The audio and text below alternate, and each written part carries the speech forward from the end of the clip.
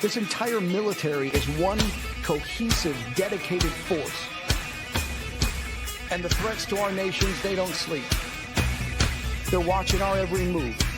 Iran, Russia, China, North Korea, ISIS, Al-Qaeda. They may be watching this right now. Our military should not be mistaken for a cable news gabfest show. We don't care what you look like. We don't care who you voted for, who you worship, what you worship, who you love. It doesn't matter if your dad left you millions when he died or if you knew who your father was. We have been honed into a machine of lethal moving parts that you would be wise to avoid if you know what's good for you. We will not be intimidated. We will not back down. We don't want war. But if you want war with the United States of America, there's one thing I can promise you, so help me God. Someone else will raise your sons and daughters.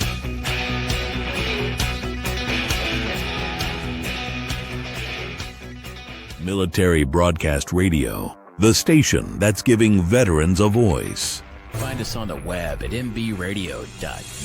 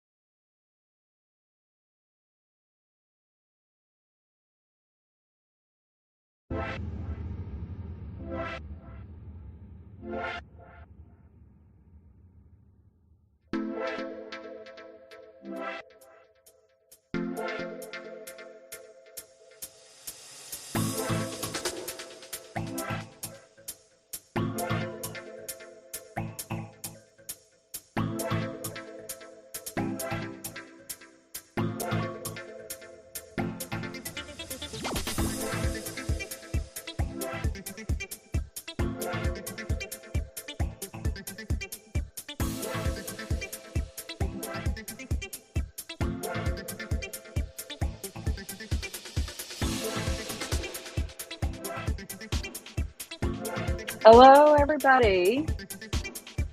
We're live. This is Eva with the From Pain to Purpose radio show. And welcome to Saturday. This is February 15th, 2025, the year of our Lord. And I, sometimes in my people garden, if y'all know what I'm talking about on the people garden side of things, I come across some people that are just very interesting. And, sometimes I'm going to use this word stalk loosely, but I stalk people and I'm enthralled with what their story is, because if y'all watched my debut show a couple of weeks ago, I think many of us have a From Pain to Purpose story, but we just don't quite know how we embrace that in our lives. And sometimes it's a catalyst that we go through something ourselves, or something starts from someplace else. And, inevitably, these are things that help us grow in life. But we sometimes, like me, I now become more informed about a variety of topics, and I think it's very useful to share. So I'm really excited about my guest that's coming on today. Let me go ahead and do this. I'm having some technical problems here, so if y'all will hold. The interview of the week is brought to you by Jersey Mike's, a sub above. All right, so let me introduce Mike Land. So, I live in North Texas, work in the DC area, but so Mike Land has been in the cancer industry for 28 years, grew up in Dallas, Texas, and moved to McKinney in 1995 to raise his two sons. He lost his first son, Wesley, in 2005 due to medical complications, and then more recently lost his son, Preston, to fentanyl poisoning. Michael has dedicated his mission nationally to bring awareness to the fentanyl crisis and help others with their addiction. He is standing up for all parents who have lost loved ones so that their children are not just numbers. Michael served on the board for Serenity High School and also serves on the Collin County Board of Texans Against Fentanyl. Michael also mentors those who struggle with addiction, grief, and suffering at his church through a biblical based steps program. And I love the way you worded your bio, Mike, because I saw that and thought, in many ways, it is like for Memorial Day, as a veteran, we say their name, and you have to always say their name, so they're not lost. So, you know, feel free to go ahead and start taking it away and kind of tell a little bit about your story. Yeah, thank you for having me. But yeah, so I'm gonna go through my bio again, thanks to you. But I never wanted to be in this position. I never would have thought I would be doing this. I never wanted to do this. But yeah, 4 years ago, January 5th, I lost my son to fentanyl poisoning. And it's something that no parent ever thought they would have to do is, of course, have a funeral for their own child. And I especially never thought when I got that call that day that I would be doing it for my second child. You Yeah. don't expect that. And so, yeah, for the first year after he died, I was in a lot of pain, a lot of anger, as most people would be. But then I just realized that, hey, I'm going to use this suffering as a purpose. And the best thing I can do is, as a parent of a child that, he was 25 years old when he died, I looked at it as a blessing that I even had him. He was a gift. And there's a lot Right. of people that will never have that gift. And so the best thing I can do is share that gift and share my experience and share what I've been through to try and help other people out. And just to listen to what I'm saying, to what we call in our industry, I hate to say it, is don't join our club. If you can listen to what we Oh, say, yeah. you don't want to be a member of our group. And Right. so, the first thing I did in the first year, I'll be honest, is I was in anger, and I was the guy that was going to shut the problem down. I was the guy that was going to close the border and fix every problem. And then I just, after a year, I realized I couldn't do anything. So I said, you know what?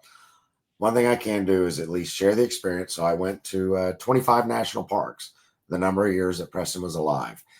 And I started 25, Preston 7. 7 comes from multiple different numbers of 7. Most importantly is it's the number of completion in the Bible.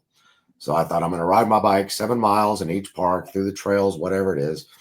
And then I was going to go to the tallest peak at every national park and do a memorial service for Preston. I did that. I put it on video. It's on the website, 25. I watched it. And I thought, how am I going to get attention to people? And I thought, you know what? What's better than a national park? It's God's creation. Man hasn't touched it. It's beauty. I'm going to, capture people's attention. And most importantly, just share the experience of, I wouldn't say experience, but more of the things that I felt I did wrong as a parent that I look back now that maybe I can share with other parents and say, hey, watch, listen to what I said.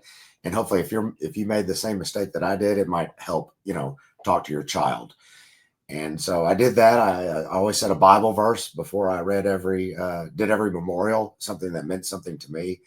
And I shared that on video. And I just remember the biggest thing that stood out to me at the national parks was people would ask, what are you doing here? What are you filming here? And I said, my son died of a fentanyl poisoning. And I can guarantee you, I don't care what country they were from, wherever they were from, every person said the same thing. Thank God my kid is not a drug addict. And then I would say, then you're who I want to talk to. Because I said, it's the whole stigma that the fentanyl poisoning, most people think that people die of fentanyl poisoning because of they're addicts, so they have an addiction. Right. And I try to explain to people, I said, the addicts, what has happened is they've already built up a tolerance for opioids. So getting a dose of fentanyl might not even kill them. They might just become more addictive because fentanyl, and I'm sure we'll go through this, fentanyl is more addictive than morphine and heroin. So they've already built up a tolerance. I said, the people that it's killing are the first-time users, the people that are experimenting.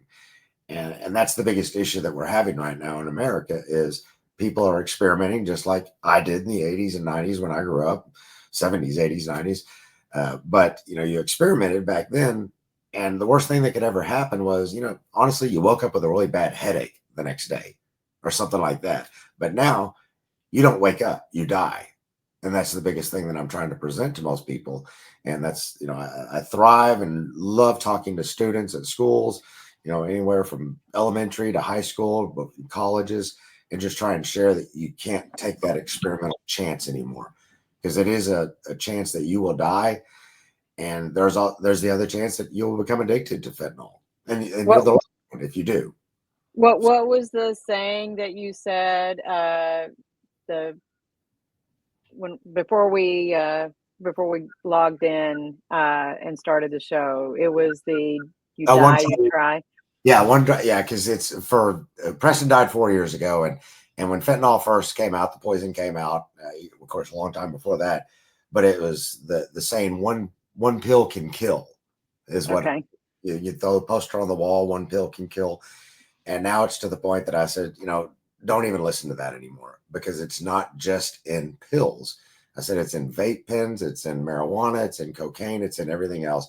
Because So you I don't just know what's being laced with, yeah. right? So I just started saying it's not one pill can kill. I say it's one try you die.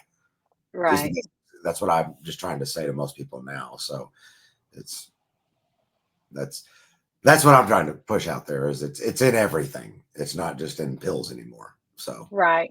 Well, I'm gonna play this new drug trailer that I had showed you before. okay. So let's go into this trailer, and then we'll end up going into a commercial.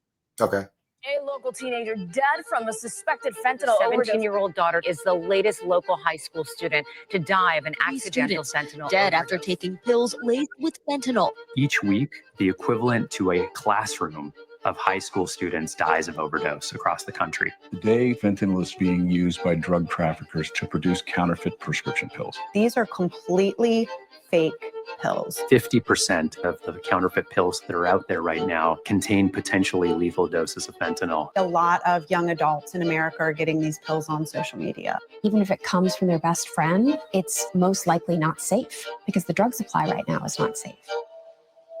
None of us asked to have people we love passing away due to a preventable cause, but that is the thing about it is entirely preventable. We didn't start this problem, but we can be part of the solution.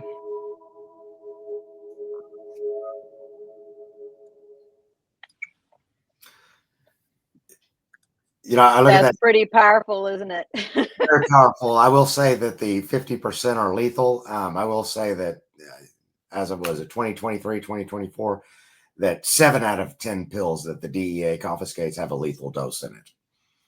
And I love the person that said that, it's a classroom full that we're losing. Just some numbers that most people don't realize is we've lost more people to fentanyl than if you were to add up the Vietnam War, the Afghan War, the Iraqi War combined. We have lost more people to fentanyl. We lose on average about 300 people a day. About every 4.8 minutes, somebody dies of a drug overdose in the United States. And 70-something% of those people were fentanyl related. So it's like a Wow. plane crash every day. And that doesn't make the news every day either. No, and that's one thing we've fought with, is why it's the stigma and shame part of this. I remember when COVID was, rampant, and we would have a toll on our TV screens every day, the number of deaths, number of people dying of COVID. Why aren't we showing this every day? And it comes down to a stigma and a shame issue. Most people, it's like, well, these people are just drug addicts. They're dying. They're second-class citizens. We don't care about them. So nobody produces the numbers. I mean, it's more people died the first year that Preston died than, the number of years he was alive in all the wars that happened during his. I mean, it's the leading cause of death from 18 to 50 now, and it's the most increasing cause of death from 0 to 17 years old. So it's something that it will affect everybody. Somebody will know of somebody. A John Hopkins research did that 1 out of every 5 Americans knows of somebody that's died of a drug overdose. And Wow. so effect, and it's, I will say with the numbers that the death toll has actually gone down in fentanyl deaths, but the poisonings have actually gone up. And I'm sure we'll discuss Narcan. That's the reason for that, is why the death's gone down, is because we're promoting Narcan out there to people and to share Narcan with people. And we actually, I like to share it with the people that are actually using drugs. It's the motto of don't use alone anymore. Please take a Narcan. That way, if somebody goes down, give them the nasal spray of Narcan or naloxone, and that will, save their life. So wow. Well, I think we're going to go ahead and go to commercial. When we come back, we'll start going through that PowerPoint I put together. I really enjoyed looking at all of the I'm a nerd. I'll admit I'm a nerd.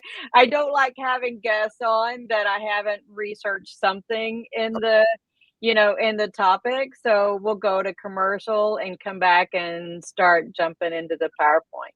Perfect. Thank you. Okay. Yep.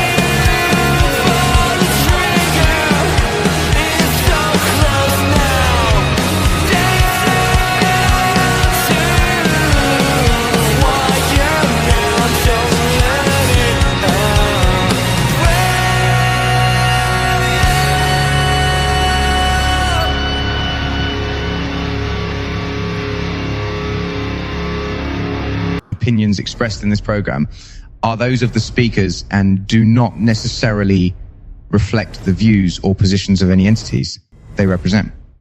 Find us on the web at mbradio.us.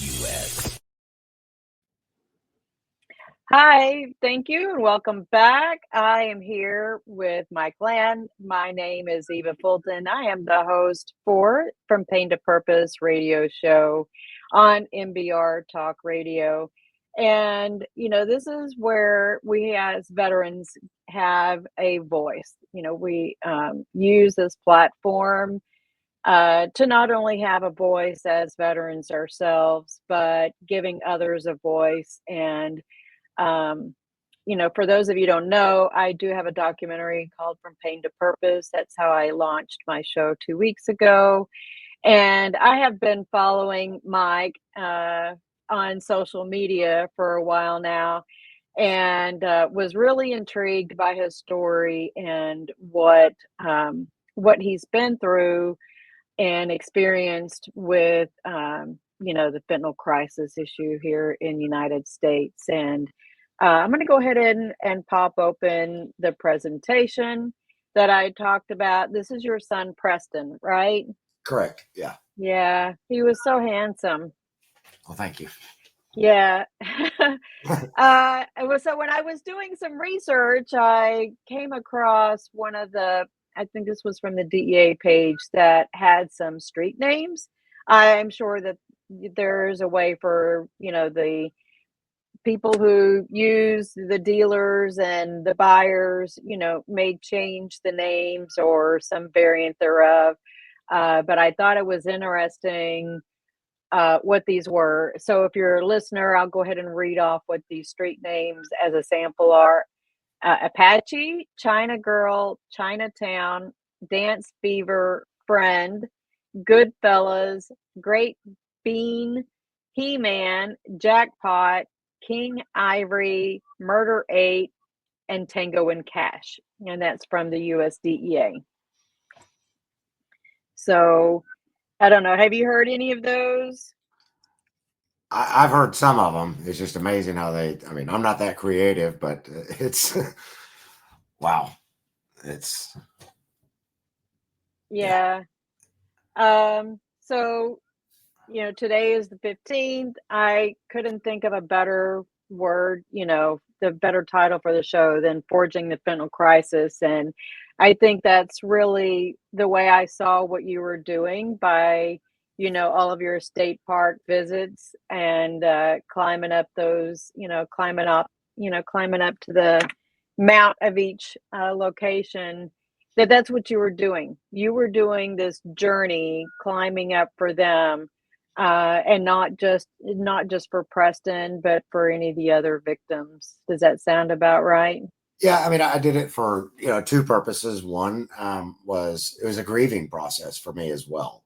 It was for me to finally speak about it, and talk about it, the death, and because I know a lot of people. I hate to say it, there's a lot of people out there that when you lose a child, there's an 80 to 90% chance that there will be a divorce because one of the spouses might not ever talk about it. And it just causes so I just said, I'm going to at least share it. And it helps me with the grieving process. And then hopefully that somebody one day will, not make the same mistake that Preston did and experiment. So you're right. Yeah. So it was good for me to express my feelings and share that with other people. And the one big thing that I've noticed is when I've done speaking engagements, and in fact, the group that I'm with, Texas Against Fentanyl, 5 of the most beautiful women I've ever met in my life are all mothers that have lost their children, and all kind of about the same age as Preston, about the same time frame. And so we kind of joke it's because I'm the only man, and I start seeing that a lot of men never get out and speak, and I know why. It's because we're men. We're not supposed to share our feelings. But it's not. Is it really so much about sharing your feelings? It's the awareness side of it, right? It kind of reminds me of Mothers Against Drunk Driving. We had Matt, right? And so it's always the women out there, and there are fathers. Don't get me wrong. There's a lot of fathers out there. I've got a lot of what I call brothers now that are fathers that have lost children. And but I just thought, I need to get the guys out there, and if Yeah. I can get out there and cry in front of a camera and do whatever, then share your feelings. That was my hope. So. Well, I think that's very important to do in setting that kind of example. My ex-husbands are not around. Both dads are not around. So I applaud you for getting out there and doing that. So these were some facts that I found out there that fentanyl is 50 times more potent than heroin, 100 times more potent than morphine. And I've had morphine at the VA. I can't imagine. And I've had the ketamine tunnel after I broke my back in 2021 in the ambulance, and I don't ever want to do ketamine again. That was on the ambulance. That was horrible. Right. But 2 milligrams can kill. And that just, you can't even imagine. That's just, what did you say? 2 grains? It's like 2 grains of salt, and that's 2 milligrams. And, for people that don't know, fentanyl is used for a purpose, but it's actually dosed in micrograms. I can only imagine. So, and I know that, Preston, when I got his autopsy back, he had 12 milligrams, so that's 6 times the legal, lethal limit, 12 milligrams. So, yeah, but it can come in pill, liquid, and powder. Pill, liquid, powder, but it's also, like we were speaking about earlier, it's in marijuana now. It's in vape pens. So it's in anything that they can put out there. They can lace it in anything. Yeah, pretty much. Yeah, and I know the video you even showed. It's that most of this stuff is being passed around at school, and most kids don't know about that they even have a pill that's laced with fentanyl. They're just, it might be between classes. Hey, I'll trade you an Adderall for a Percocet. And, if I was to give you, Eva, a Percocet, I don't know if there's fentanyl in it or not. So you just don't know. It's odorless. It's tasteless. You don't know what's in there. The only medications that I get prescribed are from the VA, and I don't even like taking those. Yeah.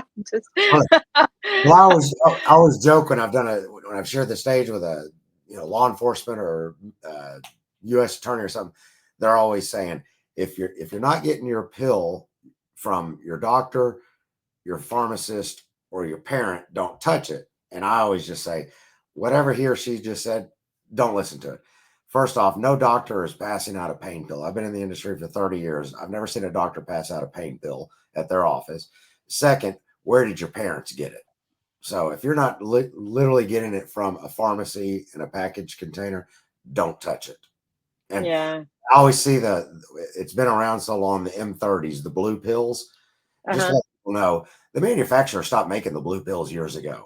So if there's a blue pill out there, it's counterfeit, unless it's something that's been sitting in grandma's cupboard for 10 years, or something like that.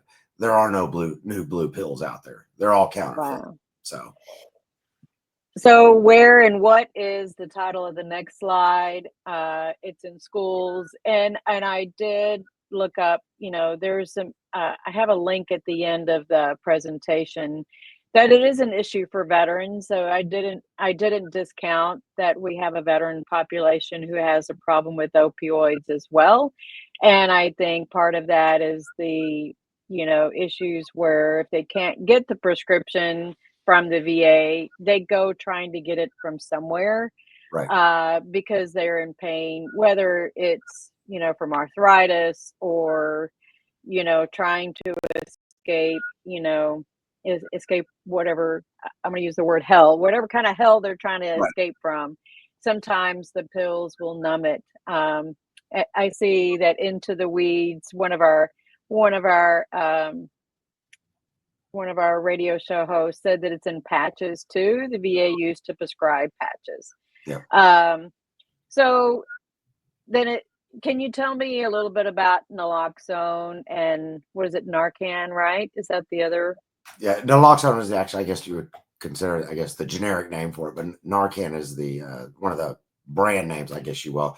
But basically, Narcan is used to reverse the effects of opioids. So if somebody has an overdose on an opioid, there are certain different signs that you will basically you go under. I mean, it's like you kind of just pass out. Your lips, turn blue, eyes, dilated and everything. And it's basically just a nasal spray. And it's over the counter now. You can buy it at, Walgreens, wherever you want. And you basically just one squirt in the nose on one side, and then you wait to see if the person responds. If they do respond, it's not that means that everything's great. You can go about whatever you're doing. You have to actually call 911 at that point, because Narcan or naloxone, it only lasts about 20 to 30 minutes, but the opioids in your system are still there. They'll last up to 90 minutes. So sometimes you have to hit them once or twice. And what we always say is if somebody goes down, call 911, give them a squirt in the nose. After that, if they don't respond, hit them with the other side. That's if you actually have it available to give it to them, right? I mean, because I've done the emergency CPR training. I've had the certification for that, so I could help somebody having a heart attack, but I wouldn't be able to do anything for somebody. I mean, not that I would hope anybody would have that issue at work, but I just can't imagine that where people actually going to be able to have these things available. I don't know if do they have them at Walmart or, are they stocking these at the schools? Yeah. So at the schools, like in the state of Texas right now, is every school has a nurse and every school has what they call an SRO, a student resource officer. Those two people carry Narcan with them. Okay. That's great. Now, what we're trying to push on, both sides of the aisle is we actually want Narcan in every classroom, because here's what happens is if you're in Texas and I'm in Texas, some of these high schools are bigger than colleges, it seems like. Oh, yeah.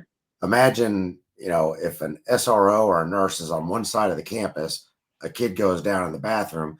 By the time they get there, it could be too late. So, oh, yeah, that would be probably my kid's high school.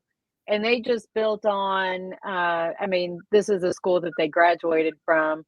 It would probably take you 15 minutes to get from one side of the school to the other, easy, So we're trying to push. I mean, I'll be honest, there's a lot of schools that the teachers just carry it with them anyways.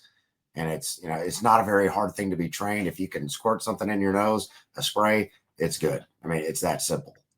And so it's, and it literally is everywhere. You can get it for free. You can go to, I think the old website was morenarcanplease.com, but it'll send you to the new website and you can order, free Narcan. And it's available. If you want, you can go to your Walgreens, Walmart, it's there as well. It should be in every household. It should be in every car. It should be anywhere. And one of the biggest things that people ask is, what if I give this Narcan to somebody and they're not having an opioid overdose? Does it hurt them? No, it doesn't. I've been on stage a million times, squirt it in my own nose. It doesn't do anything to you.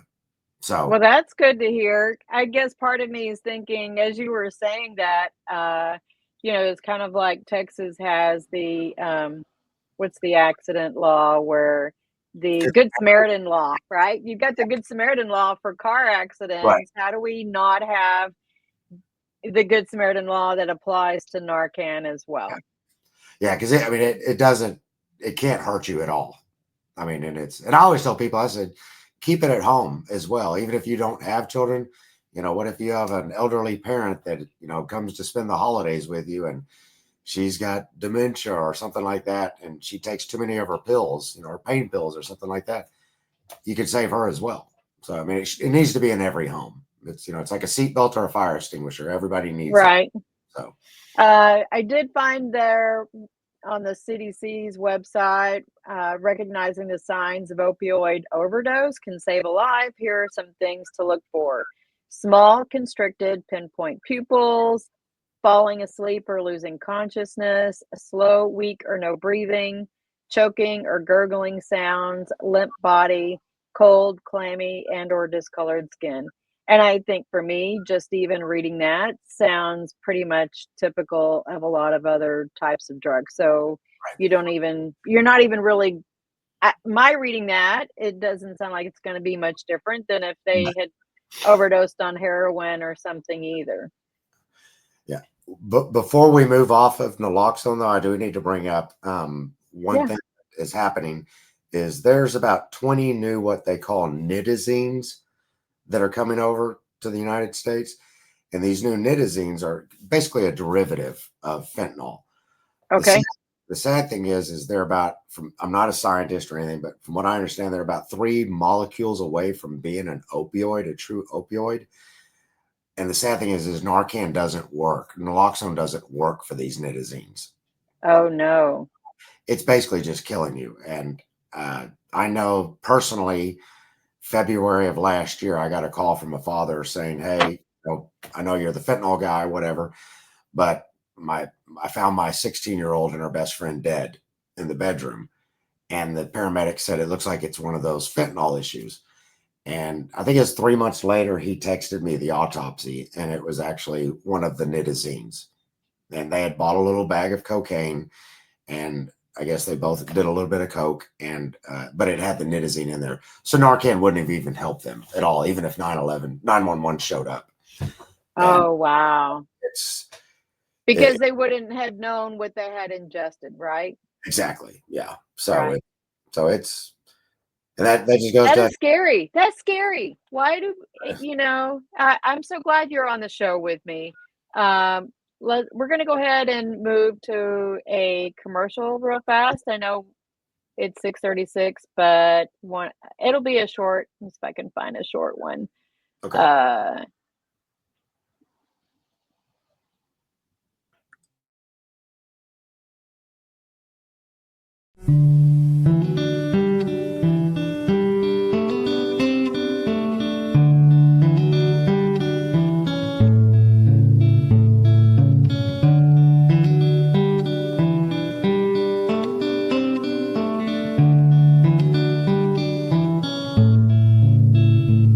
Well, to a hero, I say, I hope to see you again on some sunny day. And to a hero, and the love you left behind, I'll try my best to pass it on till the end of my time. And to a hero, you're gone, but I have no doubt that you have made it home.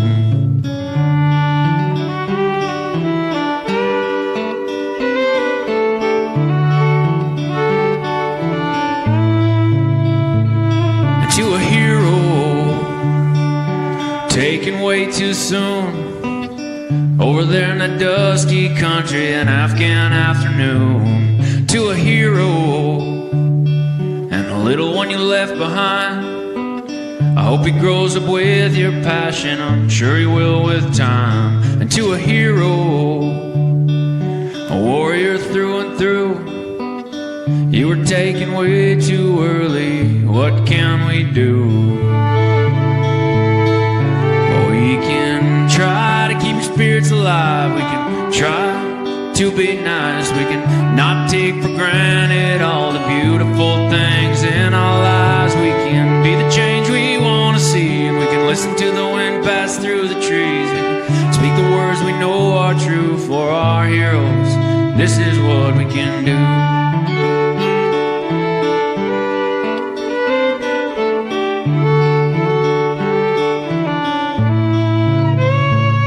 To all the heroes taken from our lives, at home or in those countries, fighting for what's right. Now we can do this for you and all your kin, and make this world a better place for your kids to grow up in. And we can try to be true, admit when we don't have a clue, and be there with the ones we love until our time is good and through. And we can be the change we want to see, and we can listen to the wind pass through the trees. We can speak the words we know are true for our heroes. This is what we can do.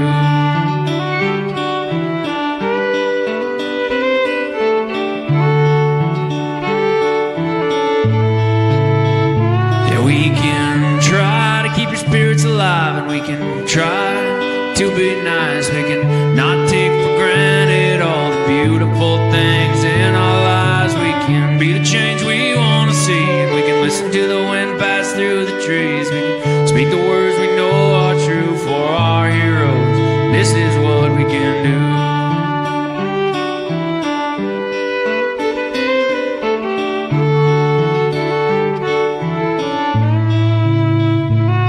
Well, to a hero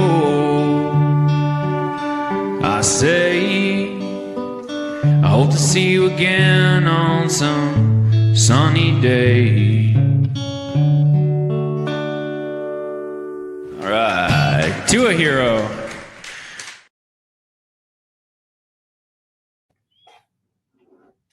All right, thank you for staying with us.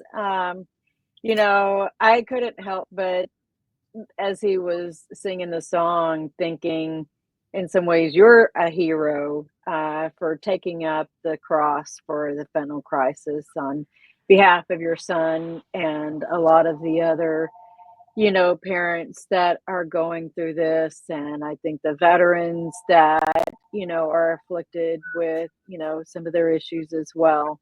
So my hat's off to you, Mike, and thank you for joining me. I wouldn't say I'm a hero. I'm just, I mean, I look at the people that have died since Preston's died. There's been about, it's probably up to 350,000 people. That means there's 700,000 parents that are just like me. Yeah. You know, we're not heroes. We're just here to share our experience. That's all we're doing. Right. And we don't look for accolades or anything like that. We just want to share the story because, like I said before, our club is full. We don't want anybody else joining our club. Yeah. And so we're just, so, I mean, I thank you for saying that, but yeah, it's, yeah, it's our purpose now. That's my purpose. Right. So. Right. Exactly. You know, hopefully the kids aren't watching, not that this is not kid friendly show, but, I saw this as one of I'll have the links for the websites at the end of this PowerPoint presentation, and it's not too hard to find them out there. But this is one of the graphics that I saw, and from one of the flyers. I think this was one of the DEA flyers that they had up there. So these are the emojis that are being used by users and by the pushers, the dealers. You know, I kind of thought it was interesting, even just looking at that universal for drugs. It's the Canadian flag, the Canadian, the Canadian leaf over there. I'm like, wow, who would have thought? Why would they put the Canadian leaf as the universal sign for drugs? But anyways. Did you ever notice that? To be honest, that's the first time I actually paid attention to that. But I mean, no, it's a great thing for parents, you know, to look at their kids' phones. And, you know, I always joke, a lot of parents will say, well, my kid won't let me look into their phone. And I'm like, well, they're still on your payroll. You have that authority to look at their phone, you know. So yeah, you know, I'll be honest, I was one of those parents that I did not, and maybe that was because I grew up as a, I grew up as Gen X, and you know, we played, we did our thing. I kind of parent that way. I don't micromanage my kids. I'm not a helicopter mom. Ask my kids. They, you know, my two oldest, one of them would have been Preston's, you know, age, and then my other two are younger. They're 23 and 21. But out of all the four kids, I never looked at their cell phones. I just was not that parent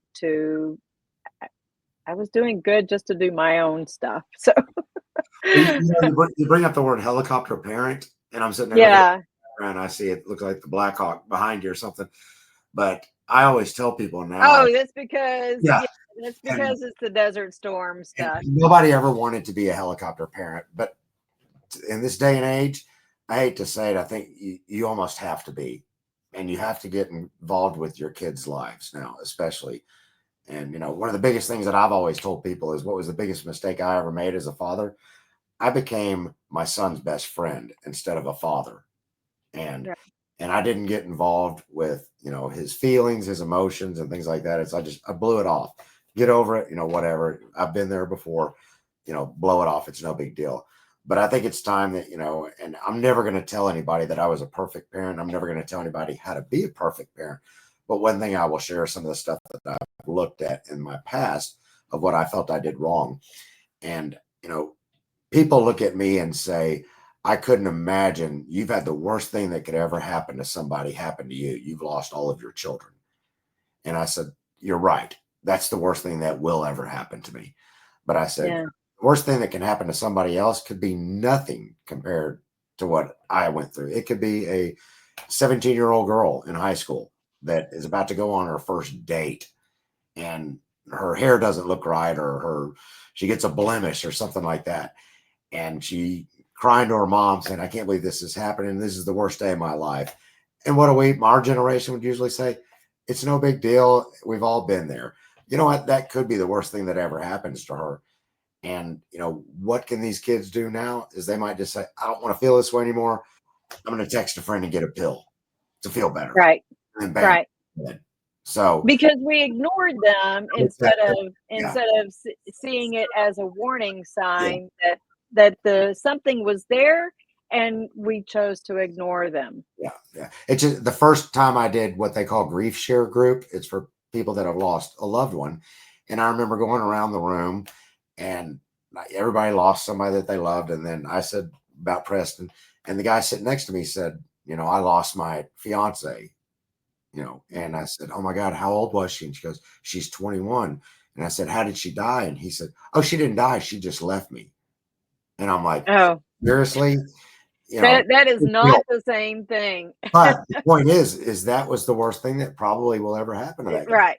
So the point is you can't play with somebody's emotions now. And I right. It's so everybody's loss is going to be different. Exactly. Yeah. Here's two more graphics that I found. One is let me make it bigger here. Okay. The one on the left is the number of pills containing fentanyl seized by law enforcement in the United States from 2017 to 2023. So you can see that was 49,657 in 2017, going up to 290,000 in 2018. 2019 is 1.5 million-ish. 2020 is over 4 million. 2021 is nearly 11.5 million pills. Then we go to 2022 with almost 44,461,000. And then 2023 is 115,562,603. I don't know about you guys, but something crazy happened with the increase of pills that have been brought in to the United States from 2017 to 2020. These are the ones that are seized. We don't even know about the ones that weren't seized, right? How many are out there on the streets that were not seized, that they were actually used? And the next one are what the medications for opioids, overdose, withdrawal, and addiction. So you've got some options over there: methadone, naltrexone. I should have practiced pronouncing these. I need to pretend like I'm in mass and being a reader. Buprenorphine, we'll see. Buprenorphine, naloxone, lofexidine, naloxone, and then nalphamine. Those last two reverse the overdoses. Those first four reduce opioid use and cravings, and the lofexidine treats withdrawal symptoms. Do you have anything to input on that? I would like to. The first slide with the confiscated pills. Here's the one thing that I will say is, and I might be off by a couple of million because I don't have the slide in front of me, but I think it was 2023 or 2024. The DEA confiscated, I want to say it was like 379 million lethal doses of fentanyl in 1 year. Okay. That's the DEA alone. We're not talking about Border Patrol, local law enforcement, sheriff's office, whoever. So let's take that number, 379 million lethal doses that they confiscated in 1 year. That's about 5 to 10% of what actually comes through that they confiscated. So let's just, and I'm a numbers guy, let's just take 379 million. Let's say that was 10% they caught. There's another 3.79 billion lethal doses that came into the United States that we didn't catch. That made you think, where is that stuff stored at? Yeah, well, I can get into that as well, but okay.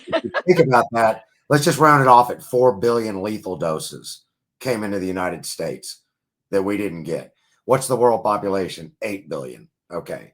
And that was the biggest question. I mean, as soon as I won't get political. You have enough to kill half of the population around the world. Yeah.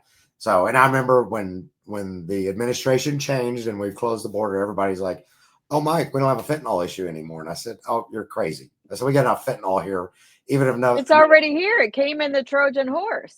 Yeah. So, so fentanyl is still going to come across. They'll still get it here if they want it here. And it's a monetary thing. I mean, if you take a pound of fentanyl, and this is not a business proposition to anybody, if you take a pound of fentanyl, you spend 20 grand on it, you buy a pill press online on Amazon for $5,000, you've got $25,000 invested, you can turn that into $10-15 million. So it's, I mean, please don't take my advice, people, to go into business for that. No, I just, what is it? What's the series that I watched on Netflix? The one where it was filmed in Dallas. But they were doing all the trafficking and becoming the mules, and I'll have to, somebody I'm sure will add it. But I watched at the beginning of COVID, and I was like, oh my gosh, who thinks about doing these things and how they're going to get it across the border? And, my dad watches, hi Dad, I don't know if he ever listens to my show, but he loves watching the, show where they're carrying stuff in through TSA. They're putting it inside the shells of their suitcases or on or in their person. And, it's just crazy. Well, the biggest problem, Ava, is that, the United States is the largest consumer of drugs. Yeah. Also the largest consumer of sex trafficking and pornography as well. So it's an issue of, we have to get with our kids and, do the best thing. And mental health, I will say, is one of the biggest crises that we have in Texas. Oh, yeah.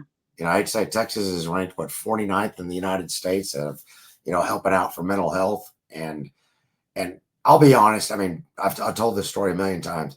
My son was on Vyvanse, which is a drug used for ADHD, and he was diagnosed with ADHD. That's fine. The pill worked. But when we get off this show, turn on the TV, you're going to see a commercial every 5 seconds of a drug that's going to fix something in the United States. And this generation lives in a society that, hey, a pill will fix everything. I'm depressed tonight. I need to stay up late. I need an Adderall. An Adderall is going to save me, and I'll stay up and study. Bam, no, you're dead.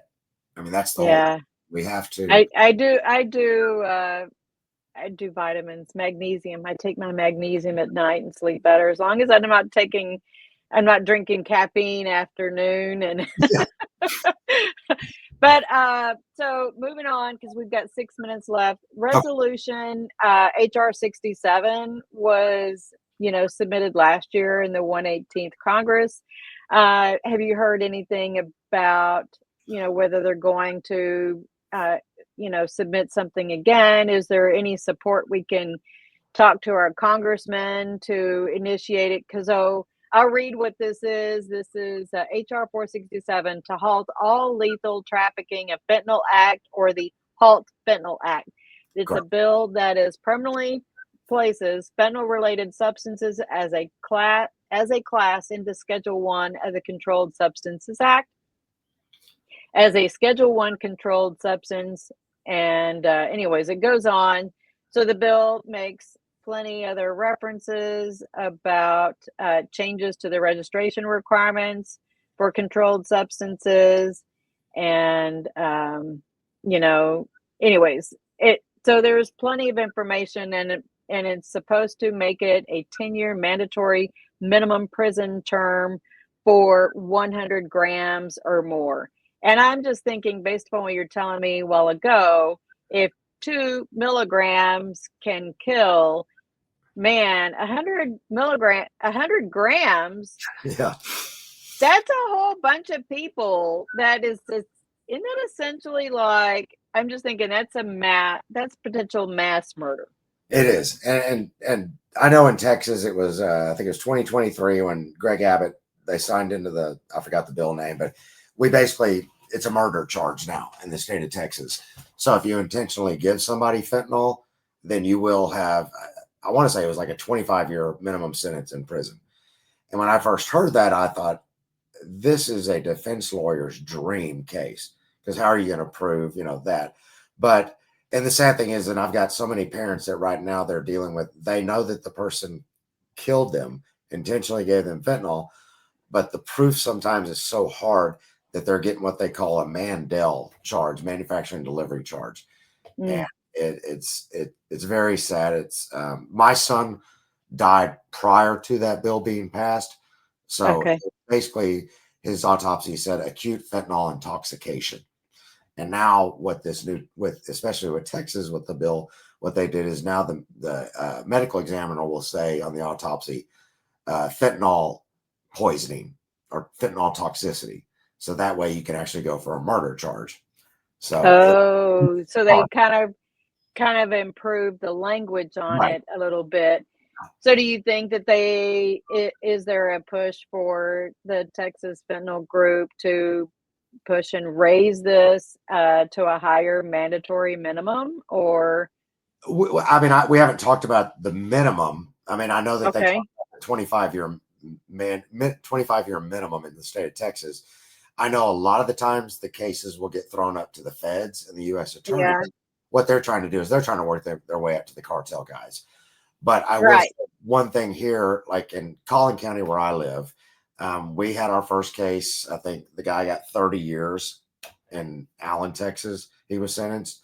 In Fort Worth, Tarrant County, a 19-year-old, they gave him 19 years. But the one thing I've talked to both the DA here is we want to take the approach that anytime you have somebody in your courtroom, judge or DA, that we're going to have Texas Against Fentanyl there or other family members there, and we're going to sit in the courtroom every time.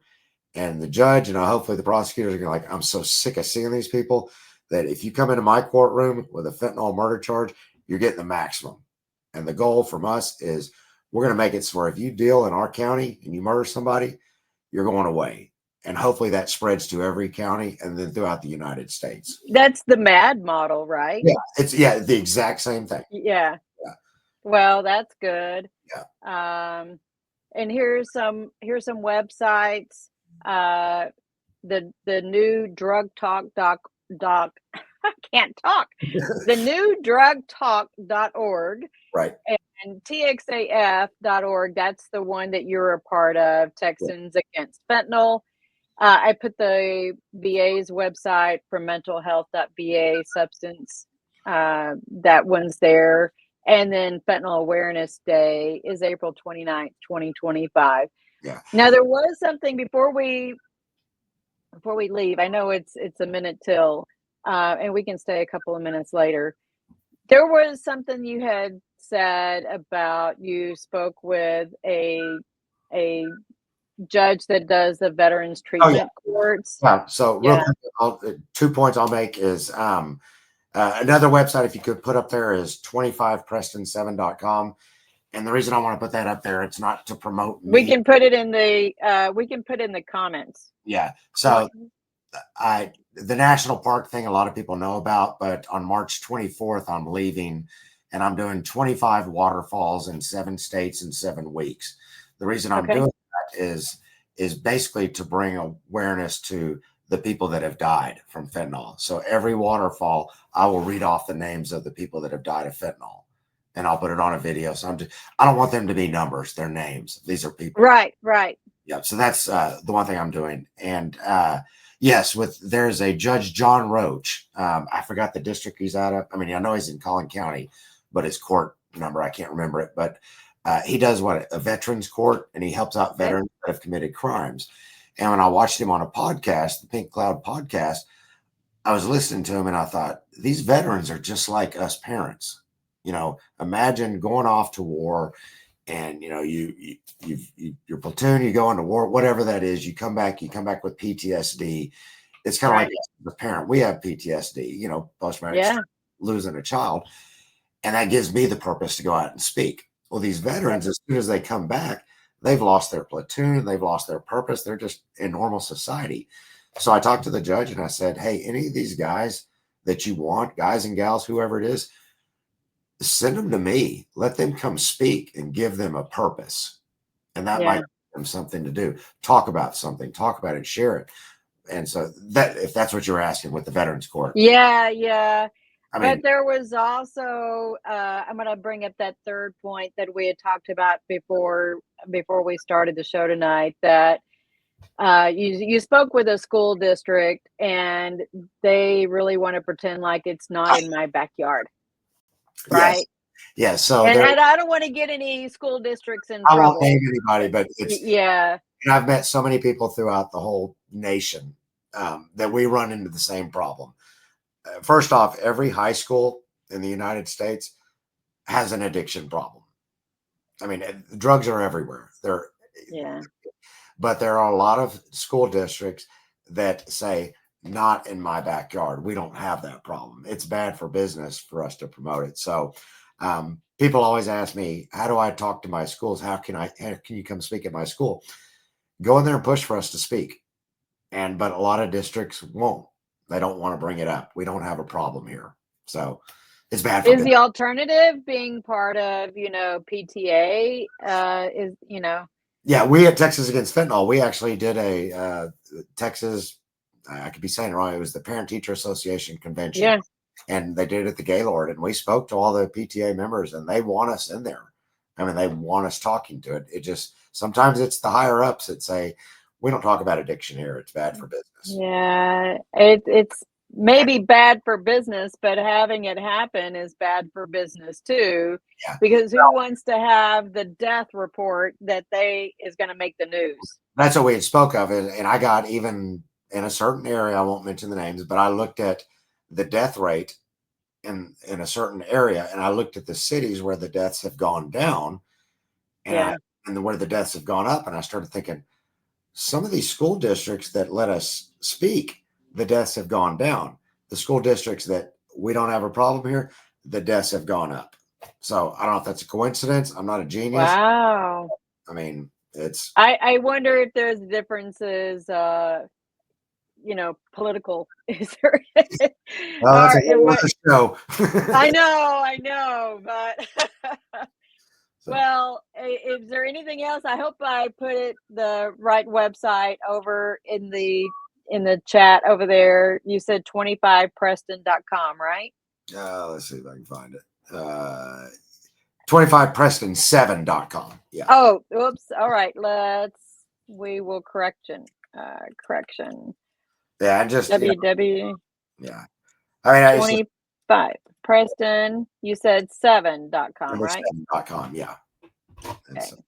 So yeah, I mean, it's just I'm just a little part of a little group of 5 women, great women, and myself, and we do the Texas Against Fentanyl. We, our founder Stephanie, there's a Tucker's Law in the state of Texas that you have to bring education from 6th to 12th grade in the state of Texas. And the sad thing is they can check the box by just throwing a poster on the wall. But we want to and it's not trying to teach the kids how to do drugs. No. Compared to, having the sex talk that actually tried teaching them how to have sex. And exactly. I opted out for those things for my kids, but I definitely would have supported making sure that they are aware of the dangers of it, So any other parting words that you can think of?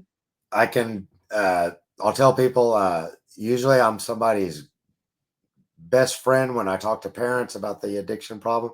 And then when I talk to schools and colleges, I just ruin their buzz. They don't like me because it's like, man, I can't do anything anymore. So just the biggest thing is you can't experiment like you used to. It's not worth it. It's right. Russian roulette. You can't take that chance. And so don't take anything from somebody that you do not, even if you know the person, don't take anything. Do not take a pill. Do not try a drug.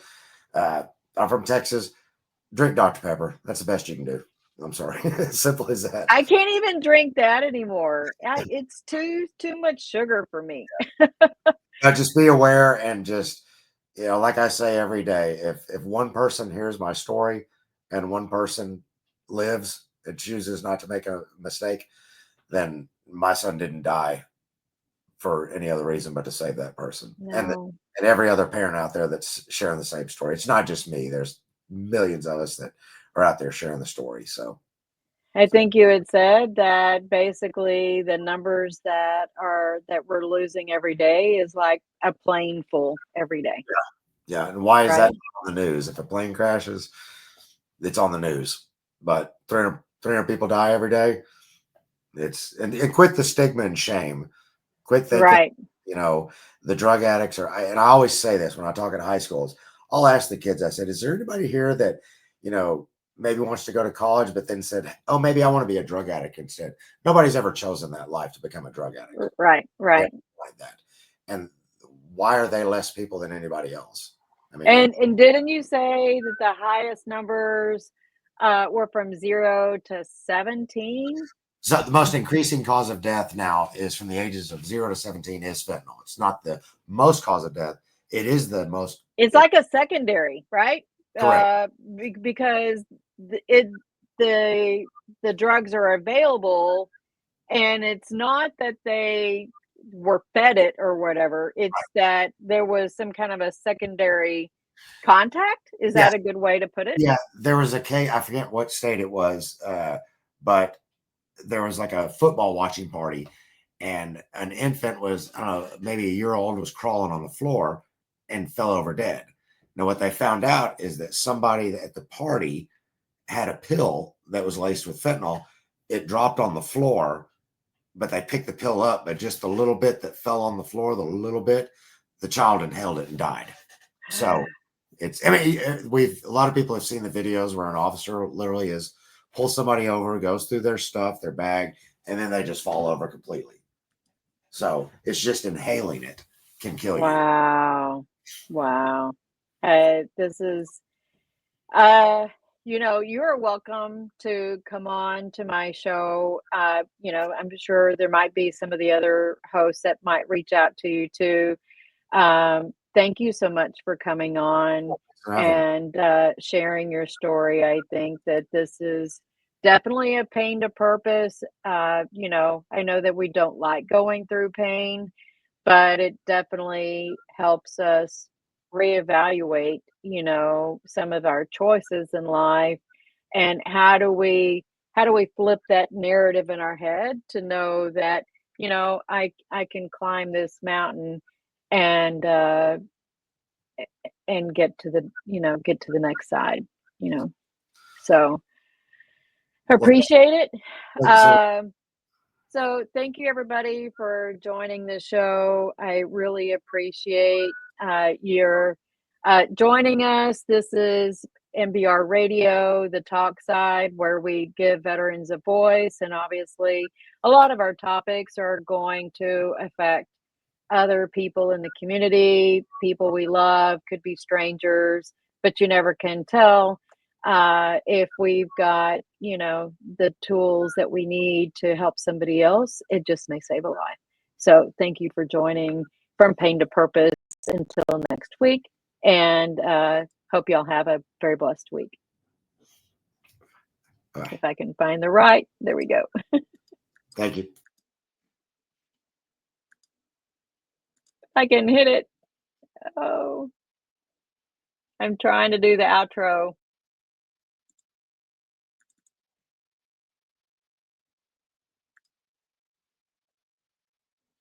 Ladies and gentlemen, thank you for tuning in to Military Broadcast Radio.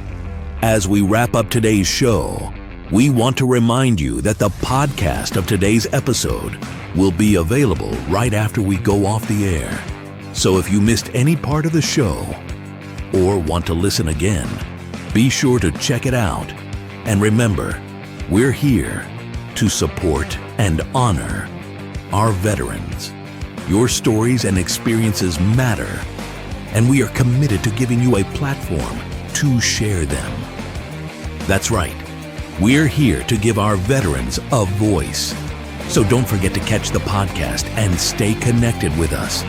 Giving our veterans a voice.